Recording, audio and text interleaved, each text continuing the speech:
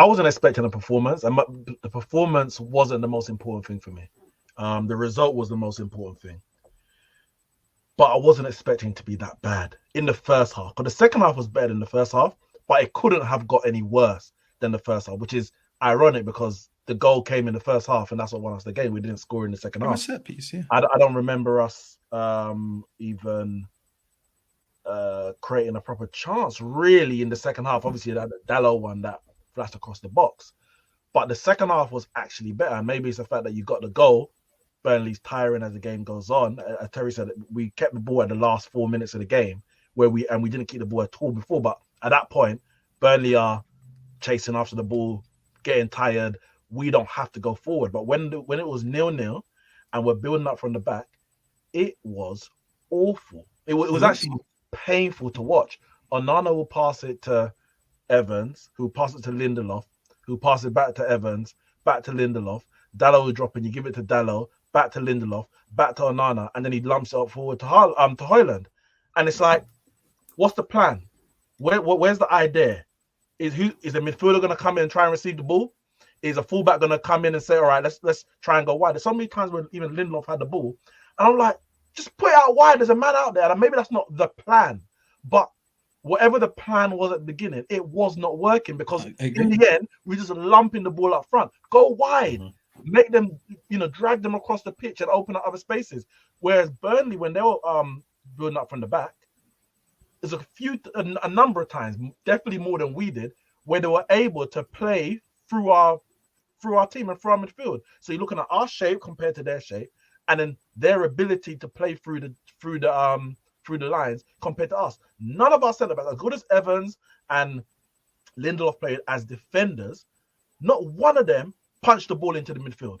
Nobody was willing to make that pass. Yeah, but did you see the passing angles that Casemiro and McTominay were creating? This is what you're basically saying. I'm not just blaming the centre back. That's what I'm saying. They weren't actually giving them options to pass into. The midfield was the main issue. As a collective, basically there was a lack of ideas in how to build up from the back and create chances. And that's why I'm not even really focusing on Bruno, Rashford, and Højlund, because in individual moments, is it Cameron? You mentioned that Højlund, he didn't get X amount of chances, but there's chances that he fluffed where he should have put in a better Rashford or put it out to Hannibal or Bruno, whatever it is. So all of them were guilty at different stages. But the problem is those incidents, those actions come once every 7 minutes, once every 10 minutes, once every 15 minutes. Whereas when you look at other teams who are pushing for bigger trophies or even just pushing seriously for top 4, it's constant. So you can mess up one chance and the next one's coming 2 minutes later.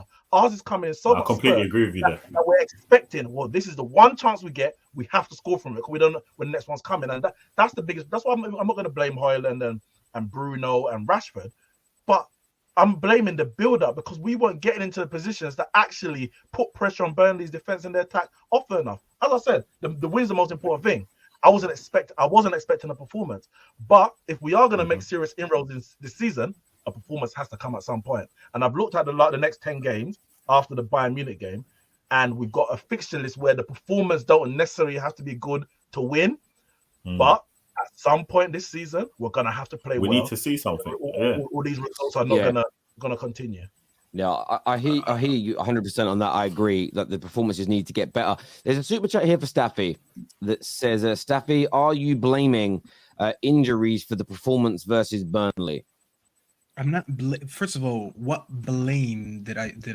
I didn't blame anyone for anything. I'm just being realistic. I'm not expecting a performance from 3 days ago until today. I don't care who the opponent is. Obviously, the drop off between Bayern and Burnley, yes, it's a much superior opponent that we faced during the week. I get that.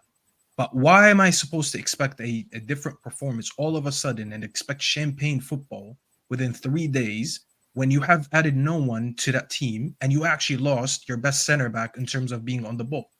Because Lissandro is his best ability is on the ball, right?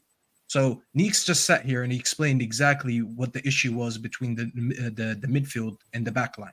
Okay, nothing has changed in a way where I'm looking at the lineup like, you know what, today I should expect much better football because such and such are starting. If anything, yes, we know Eriksen is a liability off the ball, But he went off, and I'm like, all right, now I expect less ball retention because one of our best players in terms of being on the ball when we have the ball is not playing. And you replace them with McTominay. McTominay and Casemiro were not doing anything. They were not helping the back line find the passes where they can build from the back. So why am I meant to expect anything different? It's not a blame. It's just me being real. I can't look at this team and see Hannibal and McTominay come on, and I'm like, today I expect ball retention. No, I saw that, and I was like, you know what? I expect today that he put these guys to run because he's seen that when he plays a diamond with certain individuals, there's not enough runners in that team. So he added 2 young legs. That's all he did. He added McTominay and Hannibal. So I knew what to expect today. And that's what I'm saying. I didn't care about the performance as much as I cared about the result. Once we start getting players back, I'll start making better judgments. I don't expect them to implement anything with third and second tier players in this team. They're not his main guys. But earlier, you said that it's naive to expect a good performance. I don't think it's naive at all. I think earlier Terry said... Explain to me why you expected a good performance there. Earlier Terry said that you look at the lineup, it's Man United versus Burnley, 1 point Burnley, 19th place in the league. It's okay to expect Manchester United to play decent talk to me about us, about that's our what I'm 11. saying. It's okay for our 11. Even if you look at our players, you probably can't name me the Burnley 11. We don't even know them. We don't know all of them. Like, they're not top players. They're playing a better system. So we've got to pose this question to the manager. Why can't we play well when there's you played your third and fourth center back options? Who was our best player? No. He was. I get that, but he's not in the plans. Okay. Yeah, I'm talking about what he's trying to do with his starting 11, his main 11, compared to what we had today. So you played your third and fourth. No, you have to, and I'll tell you why. You played your third and fourth center back options. You played a left back that wasn't in your plans that you signed. He was a third option center back. By the way, he's been good, but he was your third option coming from Spurs that we didn't want to sign him. So he wasn't in the plans. You played McTominay and Hannibal in the midfield because Amrabat is not ready. And you have Eriksen who played like 3. As well. McTominay should have been sold, so he wasn't even in the plans. Amrabat didn't start. Mainu isn't available. And Eriksen played 3 games in a row, and he hasn't been that good, so he had to get benched today. And then you look at your front line. Oh, by the way, I forgot to mention Mount in the midfield as well. And then you look at the front line. Yes, Rashford did start. Højlund did start. But you also still have the issue with not having a right winger. There's so many things with this team. If you look at this team and 20, by the way. what he was that? Yeah, he's only 20 years old, man. I had people telling me he's not a perfect striker. I was like, yeah, I know he's not because he's 20. I don't expect him to be perfect at 20. I don't expect him to be perfect at any age, anyways. So when I tell you this starting 11, if we, it's not excuses. Listen, you like to call it excuses, but I'm very level-headed, and I sit here and I've sat on this platform and tell you, I criticize the manager so much on certain things. I have to be realistic with my criticism. If I sat in the summer and I said, "Is this the 11 that he's going to use at some point?" You would have thought I'm crazy. You would have been like, "Do you understand how crazy you sound right now to say that this is going to be a starting 11 within the next month?" But here we are. This is the starting 11. Your left back is not a like for like sub because Reguilon and Shaw are different. Lindelof and Varane, they're not like for like. So when Varane is not starting, they're not the same. Johnny Evans and Lissandro are not like for like. The right back I have no issue with because I prefer Delo over Wan-Bissaka anyways. But yeah, they're still not like for like. And then you look at the midfield. He was leading the press, by the way. Our pressing stats haven't been as good. And I had people coming to me like, Staffy, your stats are this, your stats are that. You used to say that you guys are good at pressing. The first 3 games or 4 games, our press dropped compared to the last 2. But you lost Mount, who was the number 1 guy that he signed to lead the press for him in the midfield.